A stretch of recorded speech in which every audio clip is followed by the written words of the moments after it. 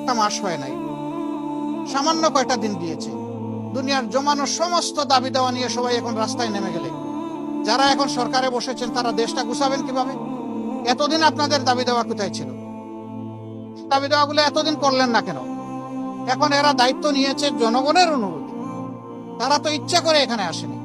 তাদেরকে যদি সহযোগিতা না করে এইভাবে ব্যতিব্যস্ত করে তোলা হয়, তাহলে রাষ্ট্র পুনর্গঠন এবং মেরামতের যে কাজটা, এটা তো তারা করতে পারবে না।